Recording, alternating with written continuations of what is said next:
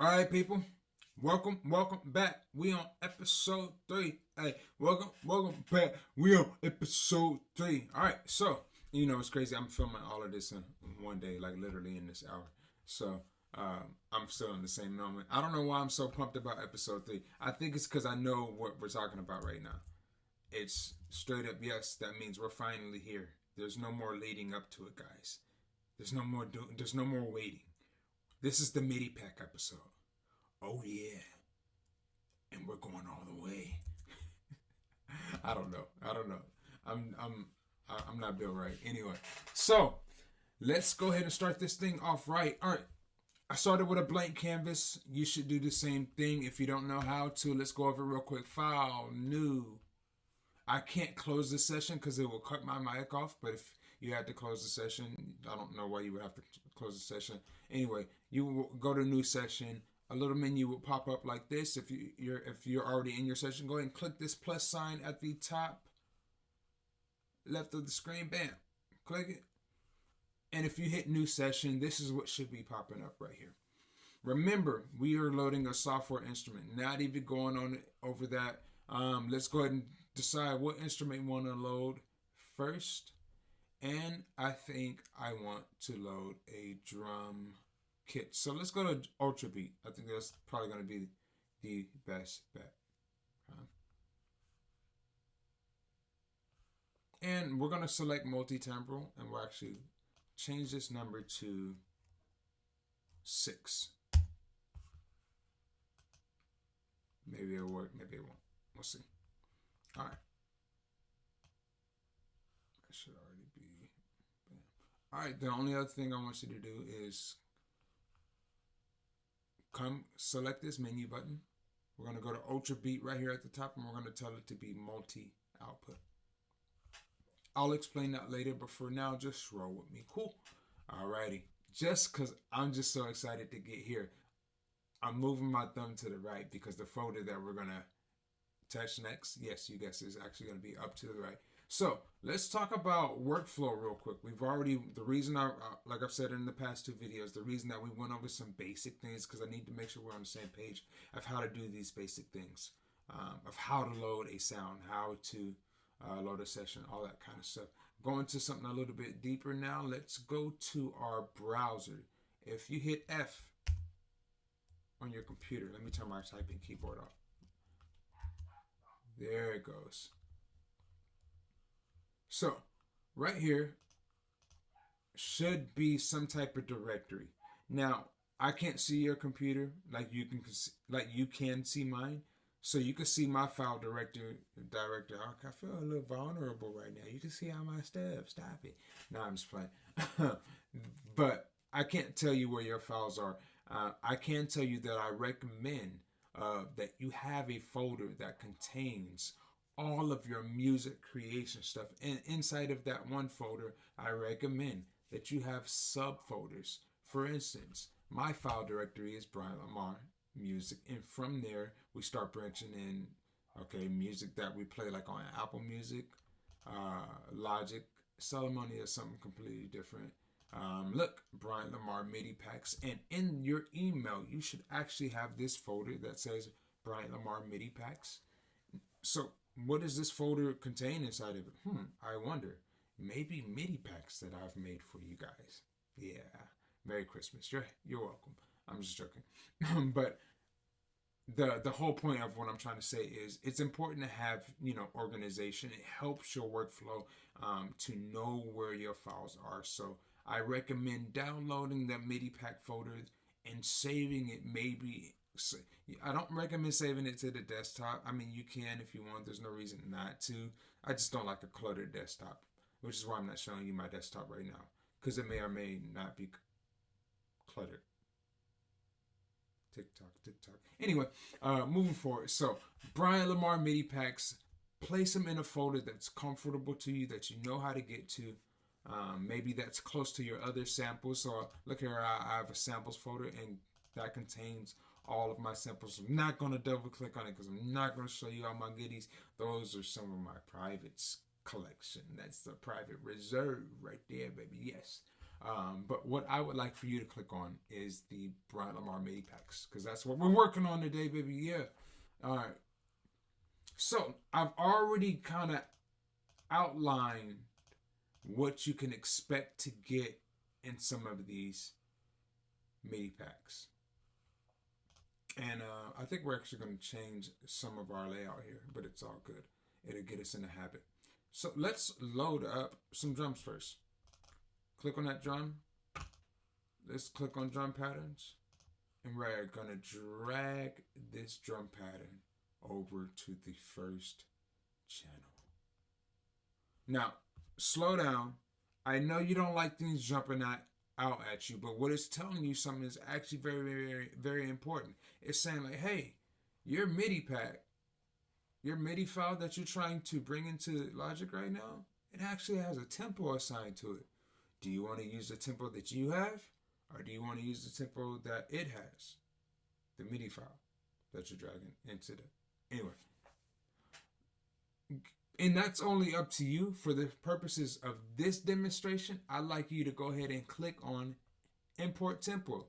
You're pretty much telling Logic, yeah, whatever tempo that it has, however the person that made it, me, intended it for it to be used, I want you to go ahead and bring it in. Yes, let's match the tempo. And what I love, it gives us a loop. So if we click on this gray matter right here, bam, it turns our loop on.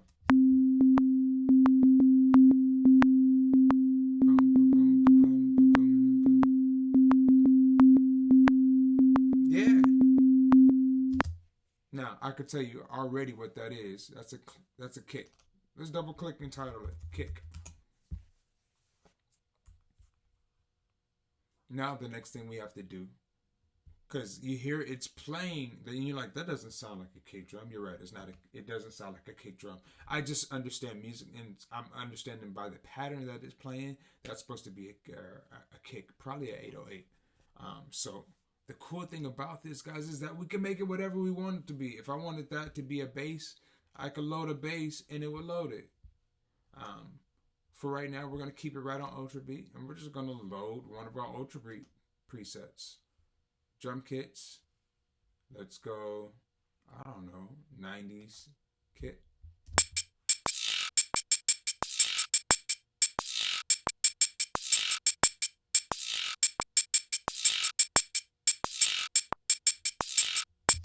So you should hear something crazy like that too, right? All we have to do is double click here.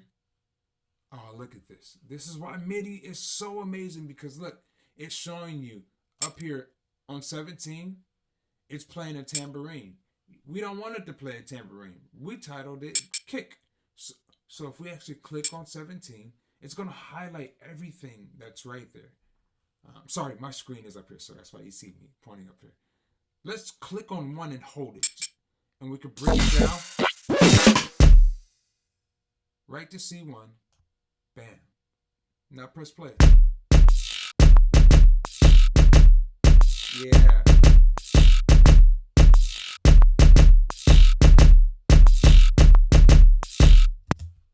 That's fine. All right, so same thing on 16. Let's click it. That's not the sound we want. So we're gonna click that, and I can tell you right now that's a snare. Let's bring it right down here to snare. And press play.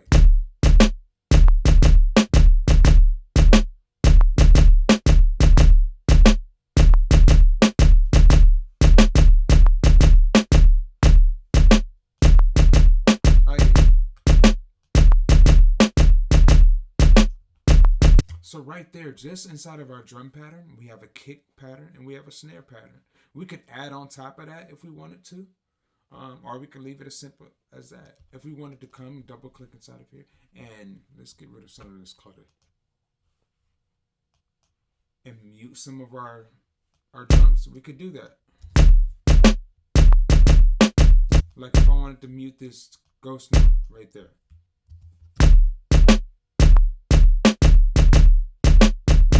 Didn't want any of my ghost notes.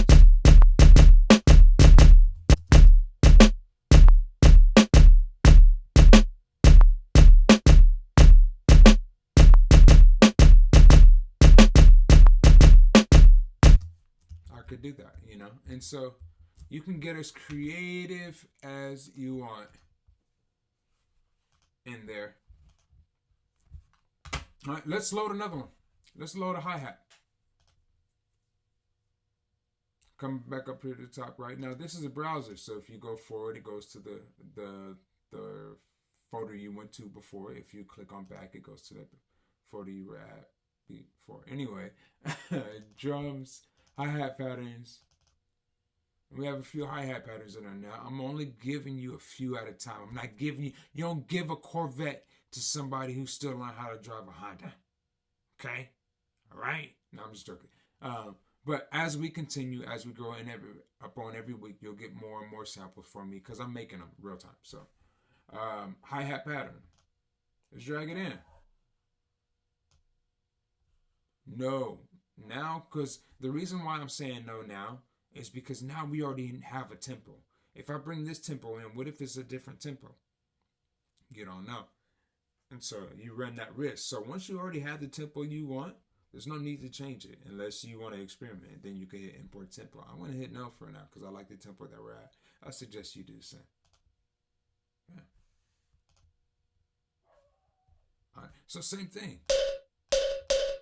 We dragged it to the second slot. And then we could tell that it's not all the notation for that hi-hat is on A2 or G2. Yeah, it's G2. Or number 20. It's the 20th sound. All we have to do is come, click on 20. Notice it highlights everything.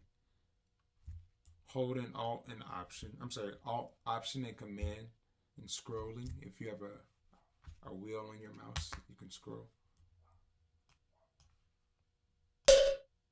And I'm going to bring it down to a hi-hat. There's a close hi-hat right up under that. I can bring it to 19. Whoa.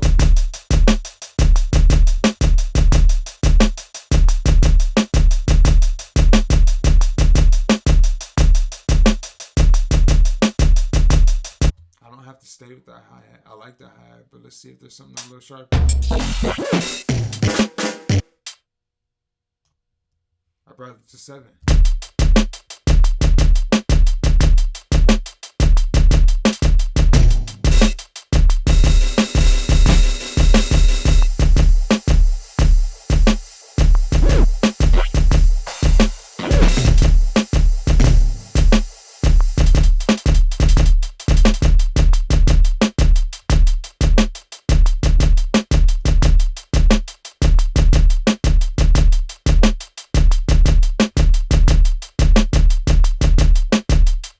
Let's go back. Let's keep going. Let's keep building.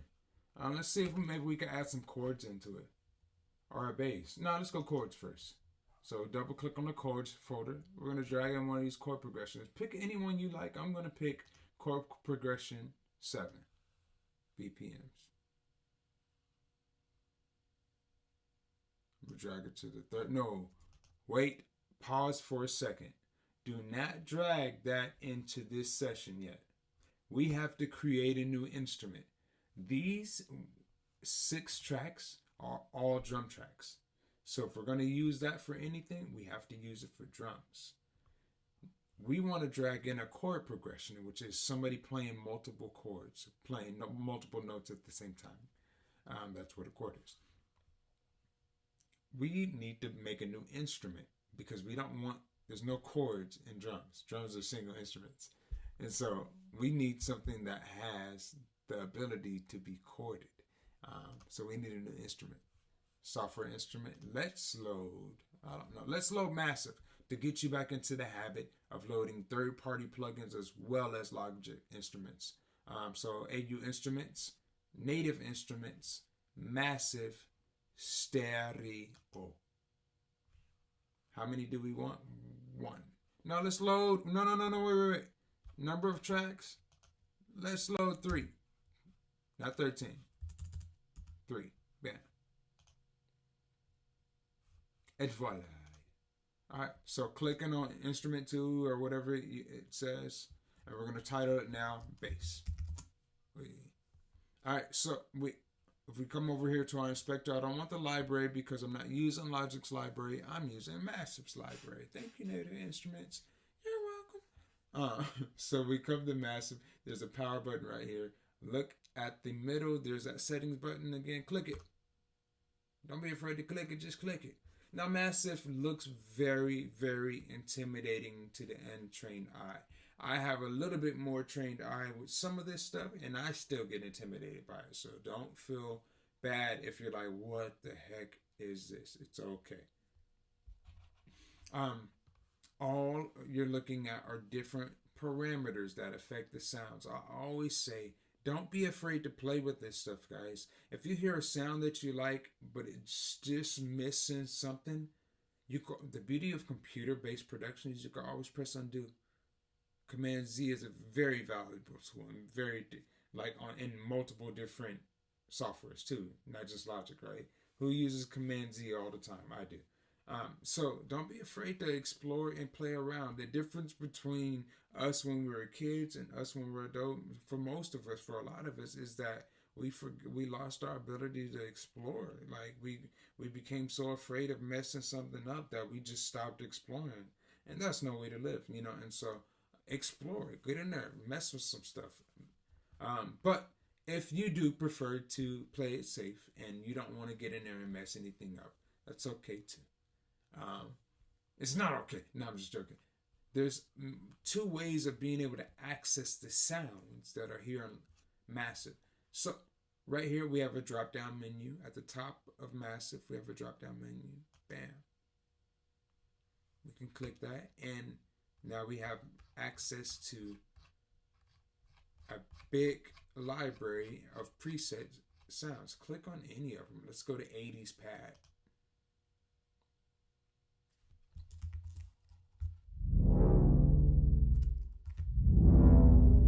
So you hear how deep it is,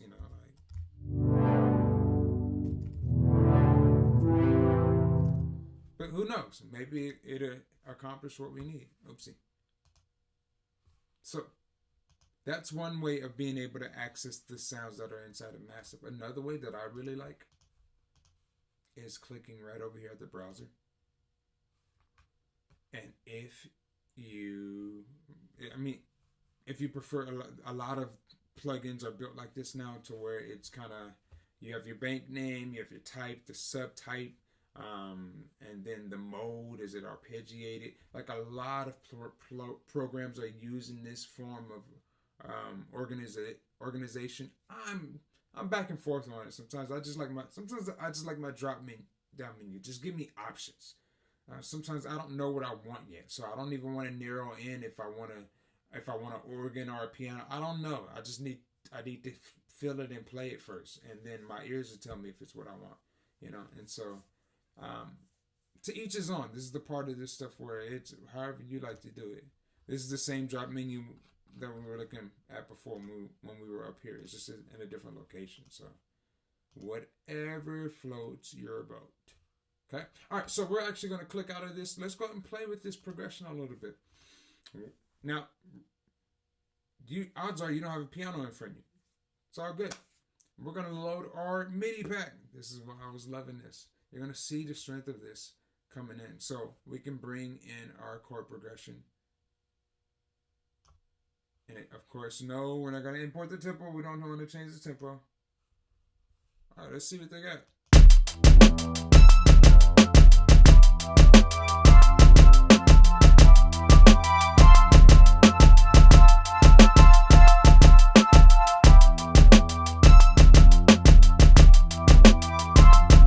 Now, that doesn't necessarily fit, but it doesn't mean that it's a bad pattern, and it doesn't mean that it's a bad sound. I have a few options here before I just automatically roll it out. I can change the chord progression by dragging another chord progression on top.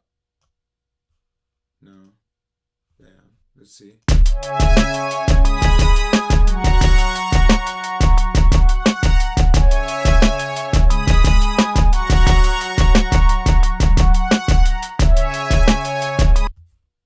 Okay. So I could change the chord progression and try and make the chord progression match the sound. Or I could change the sound and try and make the sound match the chord progression. Odds are, most of the time, there's nothing wrong with the chord progression. Maybe you may want to tweak it a little bit, but you'll know when it feels right, like when the notes that you're hearing are the notes that you want to hear. Oftentimes you're going to have to change the sound to match the chord progression. So this pad is too lengthy for the pattern that it's trying to play. It can't be heard articulated clearly. So we're going to just kind of scroll through.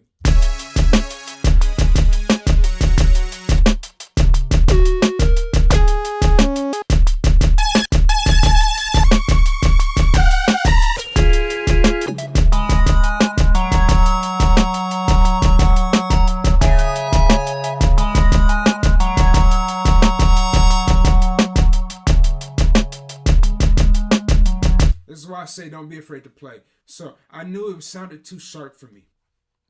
Like when the sound was here,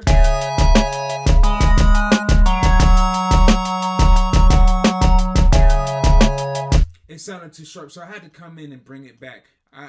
Now I've been doing it for a while, so I know to look for something that says cut off, because it lets me know, okay, you're gonna cut off some of that brightness. But not all the time do I know that that's gonna happen. You gotta explore. I didn't automatically know what I was gonna get until I moved the button. I was like, okay, I know exactly what to do with that now.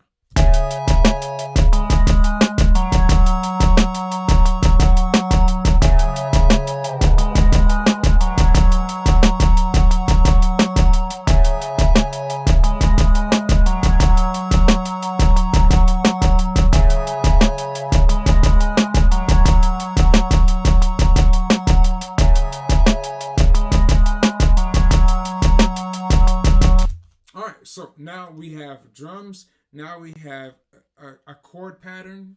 Let's see if we can find a melody to be able to kind of float around in there. We're going to come down to our second track.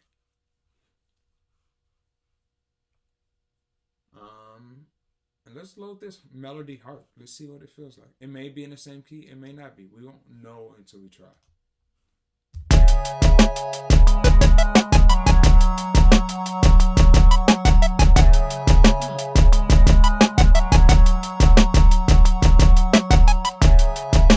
Before I go and start just changing everything with that, we're not off to a bad start here, okay? And I don't have anything loaded yet, so before I start changing too much, I know that this sound right here could probably work. I like the pattern that it's playing. I want to give it a little bit of reverb. Now, Logic automatically loads reverb channels sometimes. So you may have this or you may not, but I know that I have a reverb on my bus one. This technique I'll show you later. Just want to experiment with this sound for a second. All right, so.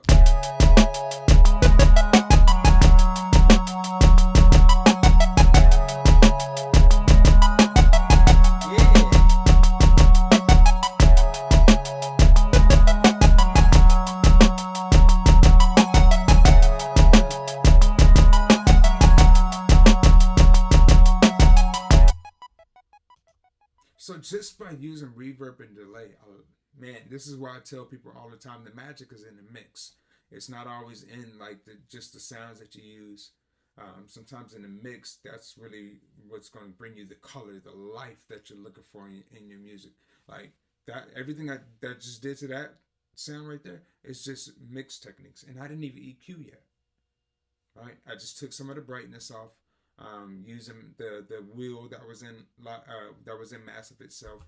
I turned my bus one on, which is attached to a reverb, to give it a little bit of reverb, and I turned my bus 2 up, which is delay, to give it a little bit of delay. I actually turned the sound down itself, and we transformed the experience just in that alone.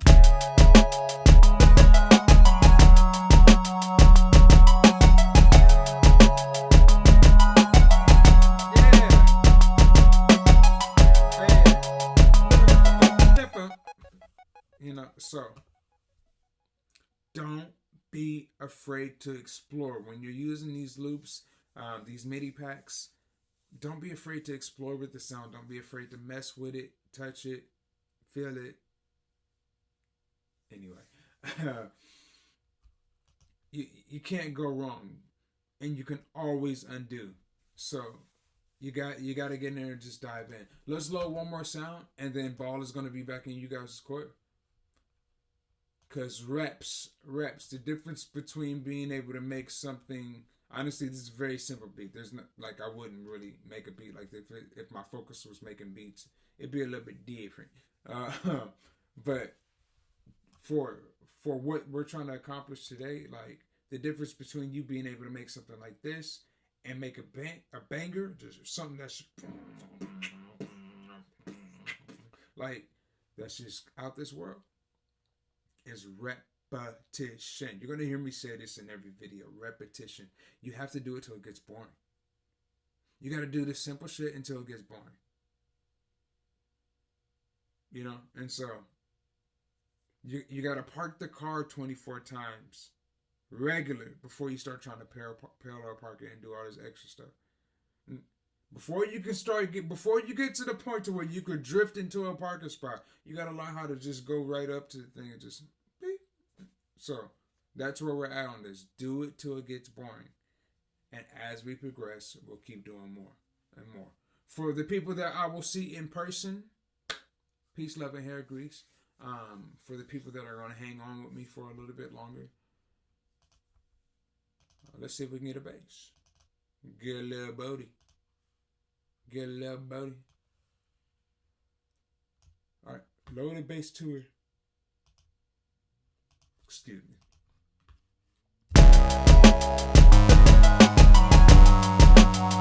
All right, so we have an issue here. Already, I can tell you what the issue is, but I'm gonna load a different sound so you can hear it clearly. No presets loaded. Let's find something that says bass on it. How about that? All right, acid bass. Let's see. Nope. Keep searching. Scroll on down. Gotta scroll on down. Scroll on down. Scroll on down. Gotta scroll on down. Let's go below. Let's see. No, I need like a bass, not an 808. Yeah, I need to see what the sound sounds like first. So this is where the browser comes in handy. Browser, bass. So now I know everything that I'm going to be dealing with here is at least going to have a bass sound. At least I'm in the right direction.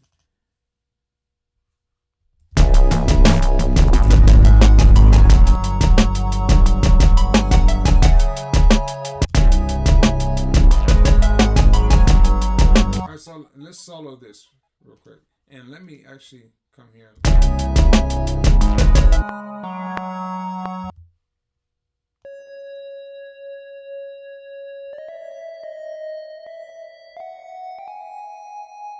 So what I was doing there is trying to figure out what the key is. Now that I know what the key is, I can tell this to quantize the scale to a C sharp, and that was actually a minor scale.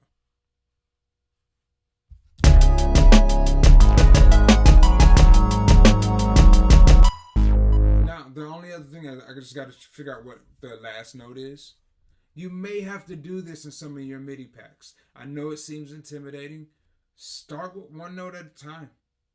That's going to be set a loop for that one. Set a loop for that. And if you gotta do it one note at a time, it's like keep moving it. Nope, keep moving it. Almost there. Like, you gotta dive into it. You gotta do it. It's gonna seem intimidating. It's gonna seem boring, and then you're not gonna want to do it. But the difference between you being able to make simple beats like this and bangers is repetition. Like I said, I can't say it enough. So dealing with this last note,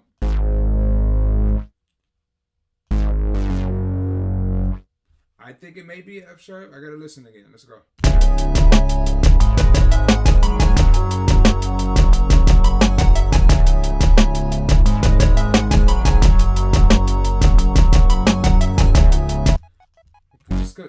because I want to be done, I'm going to tell it to do something else at the end. So all I'm going to do is come here, click my toolbar by pressing T on my keyboard, pressing I to get my scissors.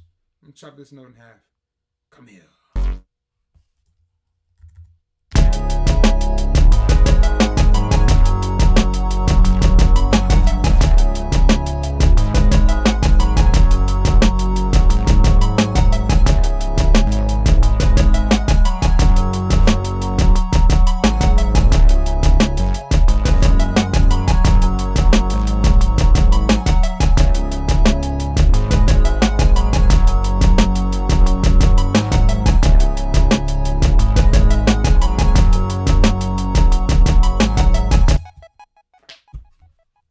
Boom. Like, same thing. Click, hold, option, plus sign, move, let go.